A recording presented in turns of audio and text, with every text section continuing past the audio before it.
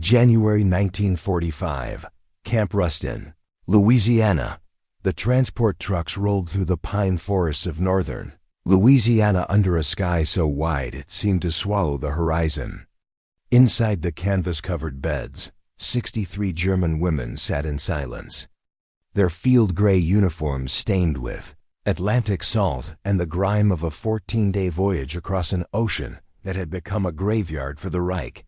Their hands, calloused from years of manning anti-aircraft batteries and communication posts along the crumbling Western Front, gripped the wooden benches as the vehicles lurched over rutted roads. Through gaps in the canvas, they caught glimpses of a landscape so green, so impossibly abundant, it seemed to belong to another planet entirely. These were not the housewives or secretaries of propaganda imagination. They were Wehrmachthelferinnen, Luftwaffenhelfer, Nachrichtenfeldvertragsartillerie forces who had operated radar stations in Hamburg, plotted aircraft trajectories in Berlin, and fired anti-aircraft guns as Allied bombers turned German cities into ash. They had survived the firebombing of Dresden, the collapse of the Ruhr, and the final desperate months when the thousand-year Reich contracted into rubble and mass graves. They had eaten sawdust bread and boiled nettles. They had watched children starve in cellars while the party elite fled westward with their looted silver. And now, after surrender and capture, after the humiliation of defeat and the terror of the unknown, they arrived at an American prisoner of war camp, expecting barbed wire, starvation rations, and the revenge of victors.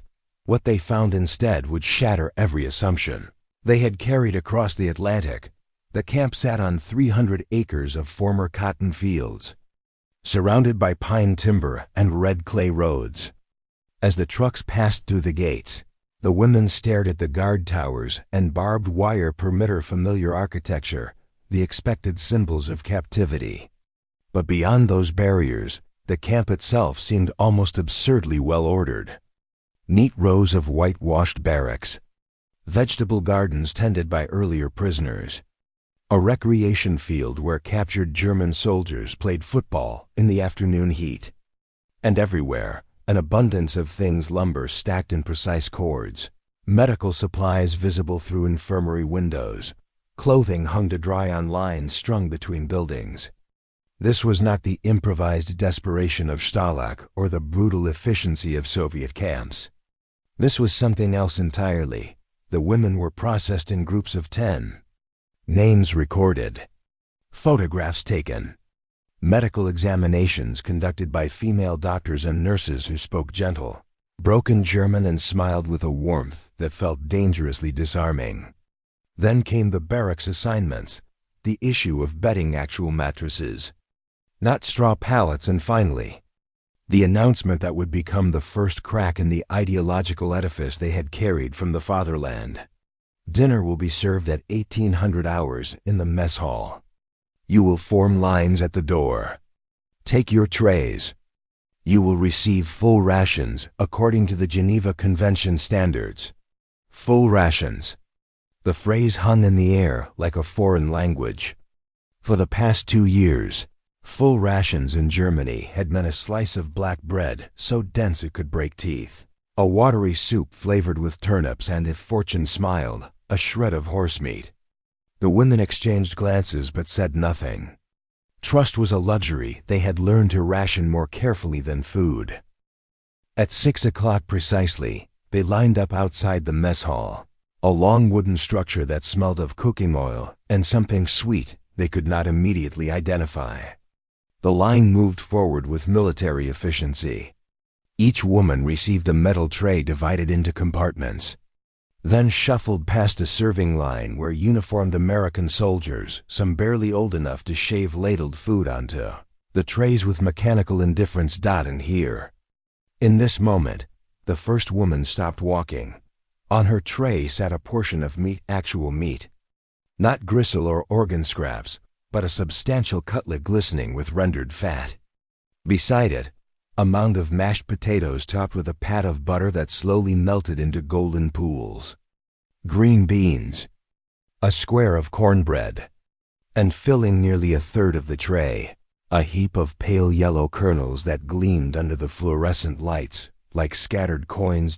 Corn. The woman stared at it. Behind her, the line began to compress as others stopped to examine their trays. A murmur rippled through the queue, German words spoken low and uncertain. Was es das? Maize? Das ist Tierfutter.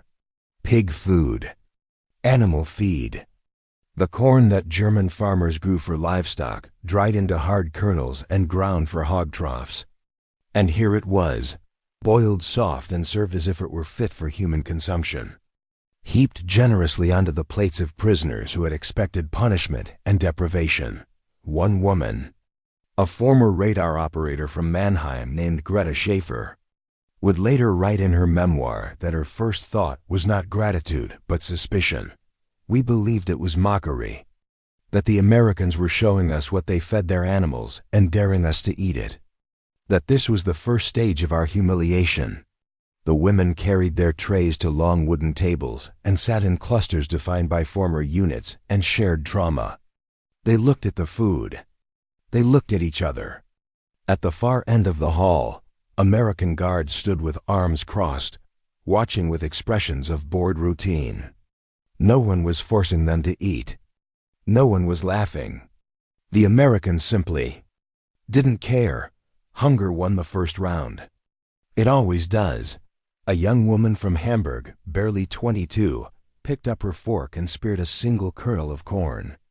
She examined it like an archaeologist studying an artifact from an alien civilization. Then, watched by a dozen pairs of eyes, she placed it in her mouth and bit down. Her expression changed, not dramatically, not with theatrical surprise, but the tension in her jaw softened. Her eyes widened slightly. She chewed slowly, deliberately, then swallowed. Without speaking, she loaded her fork with more kernels and took a second bite. Then a third. The act of eating became permission. Around the table, forks began to move. Women who had not tasted butter in 18 months spread it carefully across the cornbread, making each gram count. They cut the meat into small pieces, savoring the texture, the fat, the salt. And they ate the corn tentatively at first, then with increasing conviction. Sweet, tender, nothing like the dried field corn they had known. This was sweet corn, harvested at the peak of ripeness, boiled with salt and butter, and served in quantities that would have fed a German family for a week. Greta Schaefer described the silence that fell over the mess hall as the sound of ideology crumbling. One bite at a time. These were women who had been raised on the doctrines of German superiority, of the decadent weakness of American democracy, of the inevitable triumph of will over material abundance. They had been told that the United States was a mongrel nation of soft, consumer-obsessed individualists who would collapse when confronted with true Aryan discipline. They had believed, because they had to believe, that their suffering had meaning, that the privations of total war were proof of German strength and American moral decay. And yet here sat the proof of another truth. Steaming on metal trays, the Americans had so much food they fed corn to their prisoners, not as punishment, not as mockery, but as ordinary ration, one component of a meal that included meat, vegetables, bread, butter, and portions large enough to satisfy hunger completely. For women who had spent years calculating calories, hoarding crusts, and watching their bodies consume themselves for fuel, this casual abundance was more devastating than any propaganda lecture could ever be. By the end of the meal, not a single tray returned to the kitchen with food left on it.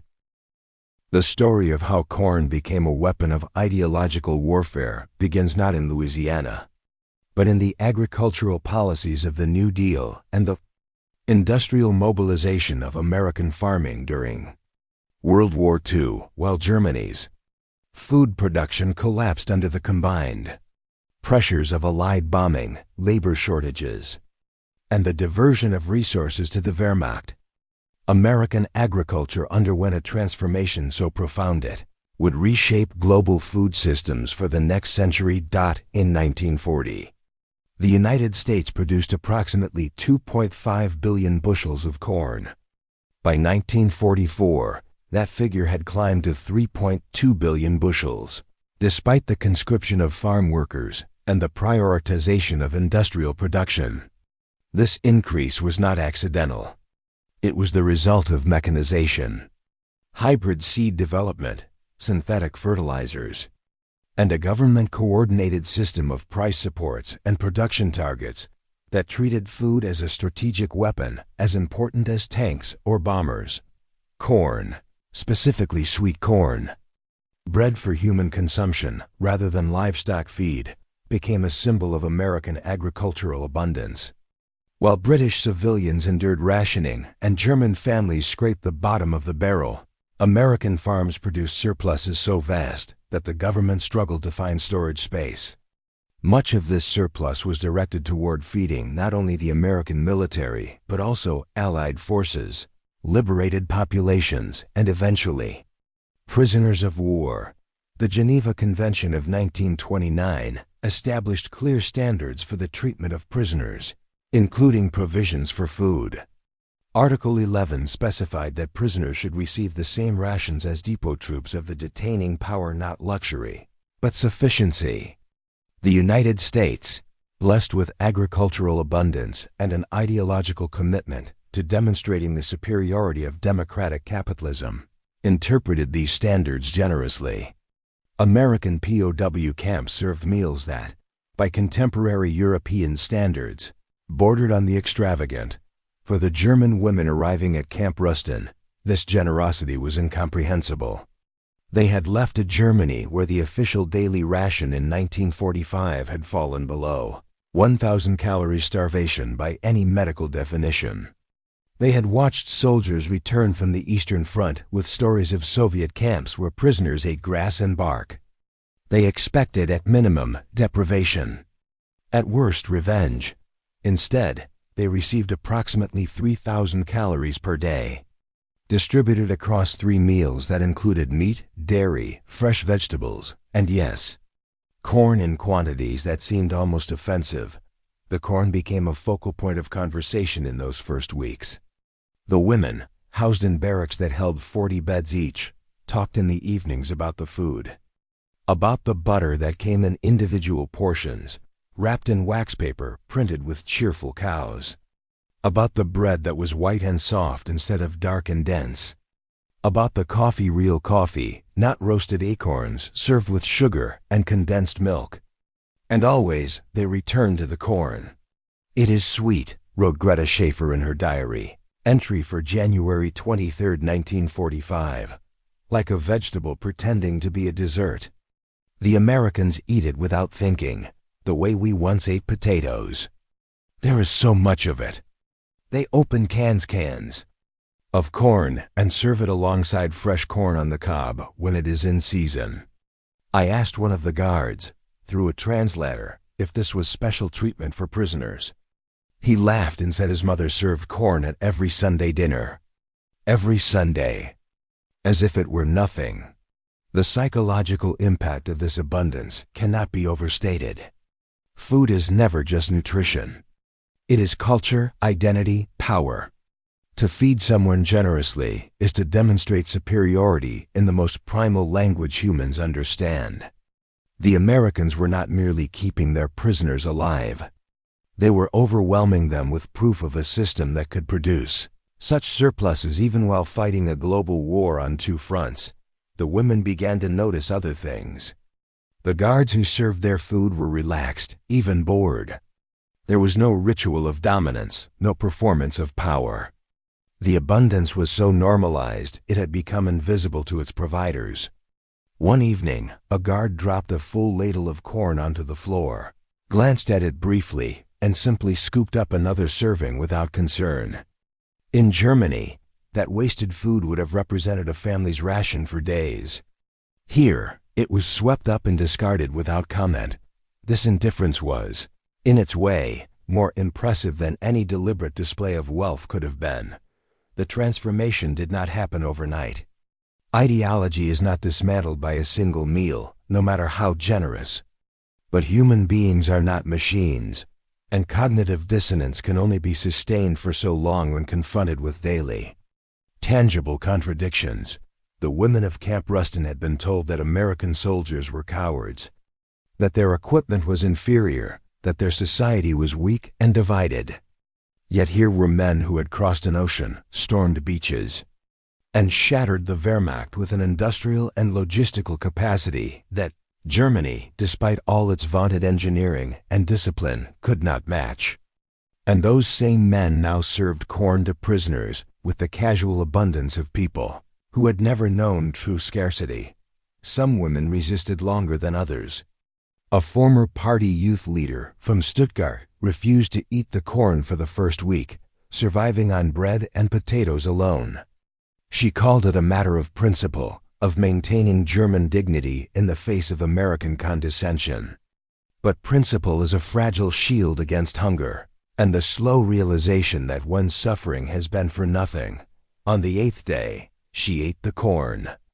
No one commented.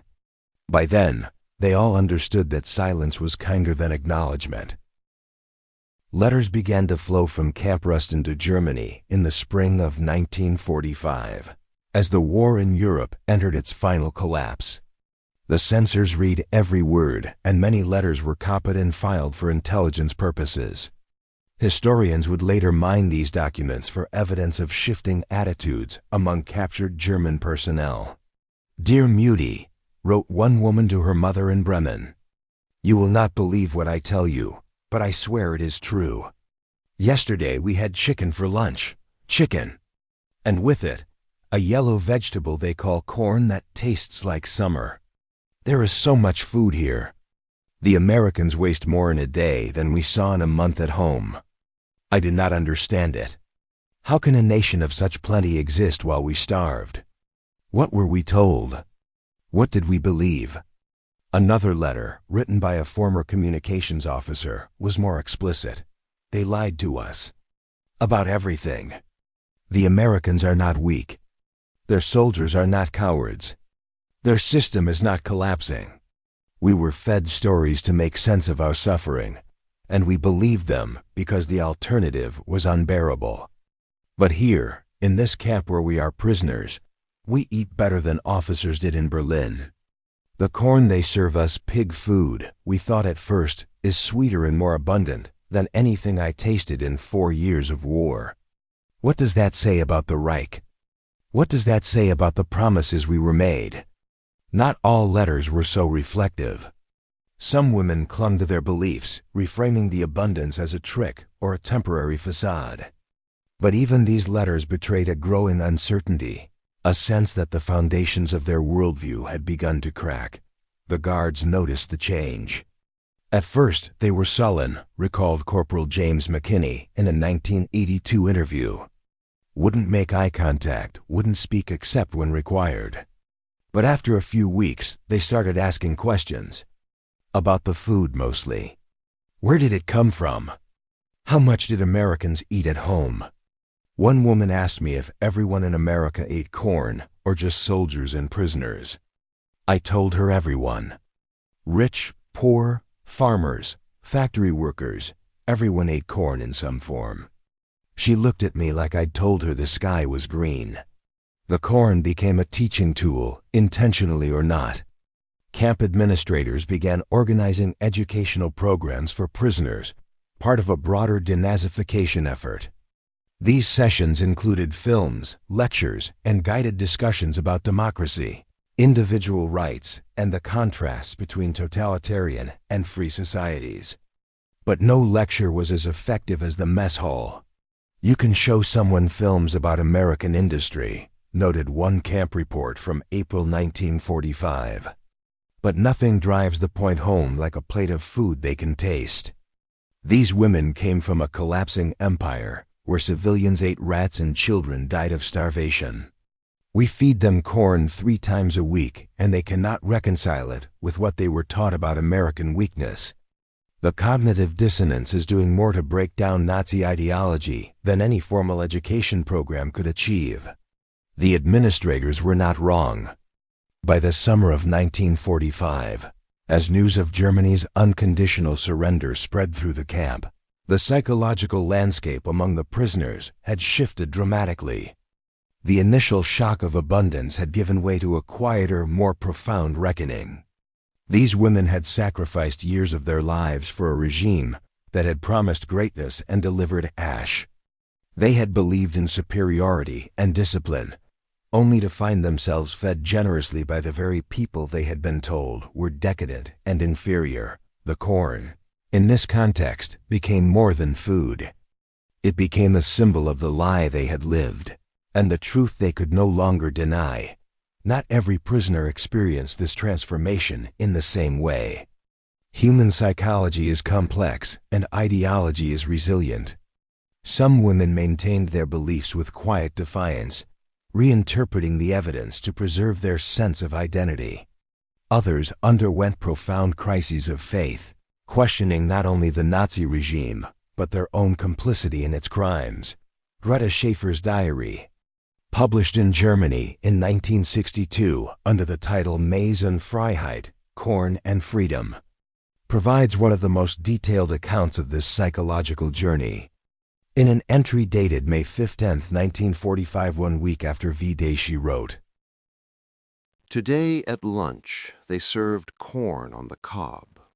I watched a guard demonstrate how to hold it with both hands and eat along the rows of kernels. The butter dripped down his chin and he laughed. It was such a small human moment. I realized then that I had been taught to see these people as enemies, as threats to our existence. But they are just people who happen to live in a place where corn grows abundantly and no one goes hungry. They did not create their wealth through conquest or theft, or not only through those means. They built systems, farms, machines. They invested in abundance rather than scarcity. And we chose the opposite. We built a regime that glorified suffering and called it strength. We starved so that the party elite could feast, and we told ourselves it was noble sacrifice. But here, even the prisoners eat until they are full. What does that say about the choices we made? What does that say about the world we tried to build?"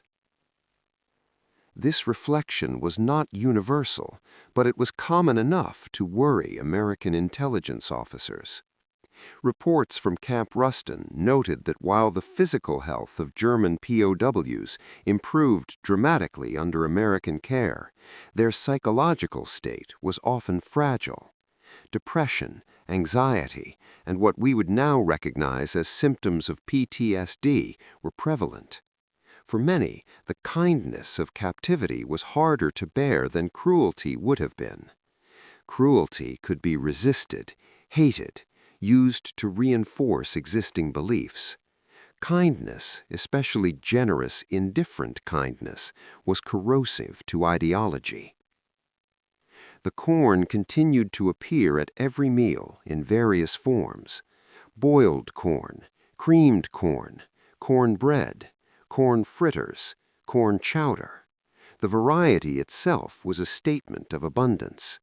In Germany, when food was scarce, meals became repetitive and monotonous. Here, even a single ingredient could be transformed into a dozen different dishes, each prepared with casual skill by camp cooks who had never known hunger. By the autumn of 1945, as the camp population began to thin, prisoners repatriated to a Germany now divided and occupied. The women of Camp Ruston carried with them more than just memories of captivity. They carried the knowledge, tangible and undeniable, that the world was not as they had been told, that abundance was possible, that a system built on individual freedom and market efficiency could outproduce a totalitarian regime organized around central planning and ideological purity.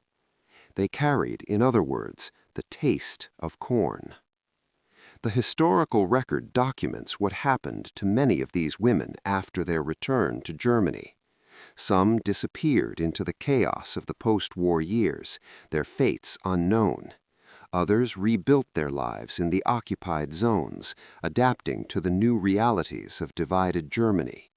A few wrote memoirs or gave interviews in later decades, providing historians with invaluable perspectives on the psychological impact of captivity in American POW camps. Greta Schaefer, whose diary entries have been quoted here, became a teacher in West Germany and spent much of her later life advocating for international understanding and reconciliation. In a 1978 interview, she was asked what moment during the war had most changed her perspective. Her answer was immediate. "The first time I ate American corn. It sounds absurd, I know, but that was the moment I understood that everything we had been told was a lie. Not just some things, everything.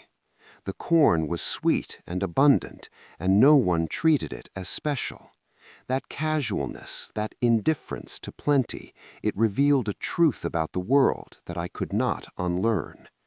We had built our entire ideology around scarcity, sacrifice, and struggle. We believed that suffering made us strong, but the Americans proved that abundance could coexist with strength, that generosity could be a form of power. The corn was just corn, but it was also everything." This sentiment was echoed by others.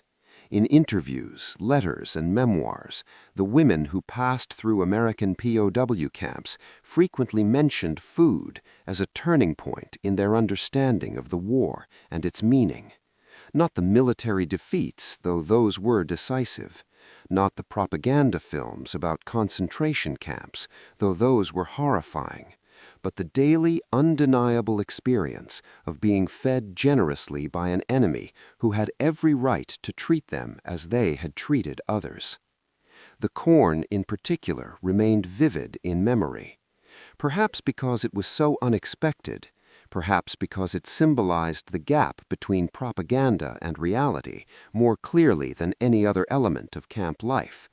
Or perhaps because in its sweetness and abundance it represented something fundamentally incompatible with the ideology they had served, the idea that human beings could build systems that prioritized plenty over scarcity, cooperation over conquest, and the ordinary dignity of full bellies over the glorification of hunger.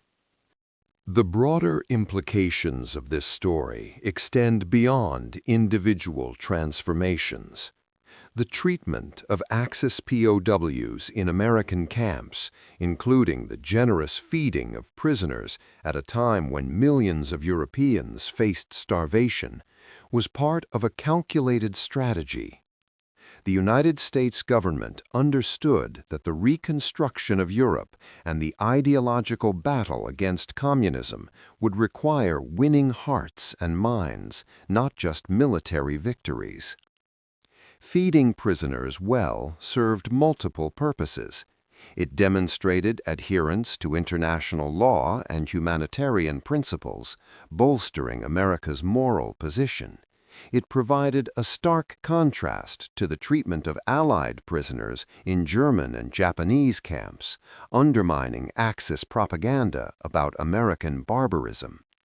And it served as a form of psychological warfare, using abundance itself as proof of systemic superiority. The corn was never just food. It was an argument, delivered in the most visceral way possible. This strategy extended beyond POW camps. The Marshall Plan, which would pump billions of dollars into European reconstruction, was predicated on the same logic, that abundance breeds stability, that well-fed populations are less susceptible to extremism, and that demonstrating the productivity of democratic capitalism was the most effective counterargument to totalitarian ideologies. The women of Camp Rustin were, in a sense, early test cases for this approach. Their transformation, incomplete and varied as it was, suggested that ideology could be eroded not through direct confrontation, but through the provision of an alternative reality, one where corn was plentiful, butter came in individual portions, and prisoners ate better than soldiers had eaten in the armies they once served. In the decades following World War II, corn became a symbol of American agricultural dominance on the global stage. Hybrid varieties developed through aggressive research and development programs allowed for yields that previous generations would have considered impossible. Synthetic fertilizers, mechanized planting and harvesting, and government subsidies created a system of overproduction that drove down prices and made corn a ubiquitous ingredient in everything from livestock feed to processed foods to industrial products. But for those who experienced the war, particularly those who experienced captivity in American camps, corn retained a different symbolism. It was the vegetable that had seemed like pig food until the first bite revealed something unexpected. It was the proof, served on metal trays 3 times a week, that the world did not have to be a zero-sum struggle for survival. It was the taste of abundance in a century defined by scarcity and slaughter. Greta Schaefer's daughter, in a 2003 interview for a German documentary about POW experiences, recalled that her mother always kept canned corn in the pantry, even decades after the war. She would open a can sometimes, drain the water, and eat it cold, straight from the tin, the daughter said. When I asked her why, she told her it reminded her that she had survived and that the world was bigger than the lies she had been told. She said every kernel was a small piece of truth. This is perhaps the final, most profound lesson of the corn served to German women prisoners in Louisiana in 1945. Truth, when it is experienced rather than argued, cannot be easily dismissed. Ideology is powerful, but it struggles against the evidence of full stomachs and the sweetness of vegetables that were supposed to be animal feed. The women who ate that corn carried its taste back to Germany, back to a devastated nation that would have to rebuild not just its cities, but its understanding of itself and its place in the world. Some would forget, some would reinterpret, some would deny, but many would remember that moment in the mess hall, the first tentative bite, the surprise that followed. They would remember that the Americans, whom they had been taught to despise and fear, had fed them with casual generosity. They would remember that abundance was possible. They would remember the corn. There is a photograph taken at Camp Ruston in August 1945 that survives in the National Archives. It shows a group of German women prisoners seated at a long wooden table in the mess hall, their trays arranged before them. The picture is black and white, slightly overexposed, but the details are clear enough. On each tray, the distinctive pale mound of corn is visible, along with the other components of the meal: meat, potatoes, bread. The women's expressions are varied. Some look directly at the camera with guarded neutrality. Others focus on their food, forks poised. One woman, seated near the end of the table, has a faint smile on her face, whether from satisfaction at the meal or some private thought we cannot know. The photograph was taken by an Army Signal Corps photographer as part of routine documentation of camp life. It was never published widely, never used for propaganda purposes. It simply exists, filed away with thousands of other images from the war, a mundane record of a mundane moment. But in that mundanity lies its power. This was not a special occasion.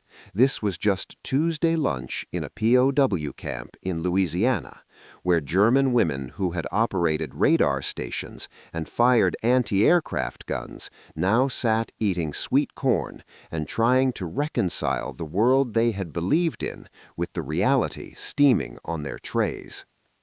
History is built from such moments, small, ordinary, seemingly insignificant, a bite of corn, a taste of butter, the slow, inevitable realization that everything one believed was wrong. These are not the dramatic turning points that fill textbooks, but they are, in their quiet way, the moments that change the world. The story of the German women POWs and the American corn is ultimately a story about the collision between ideology and reality.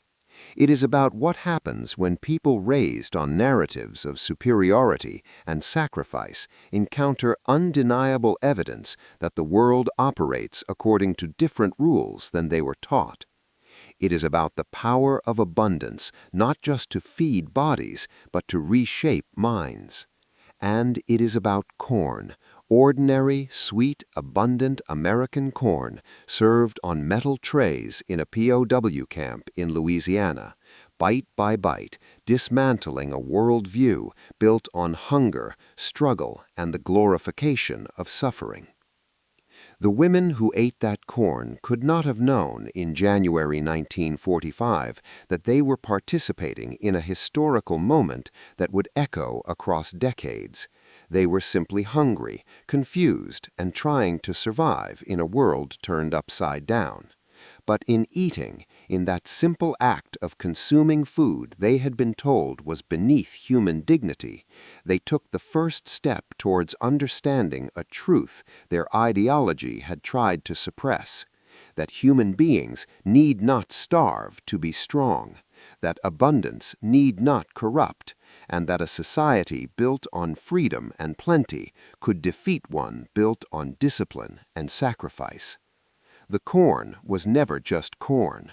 It was an argument, a revelation, a symbol. It was the taste of truth in a world saturated with lies.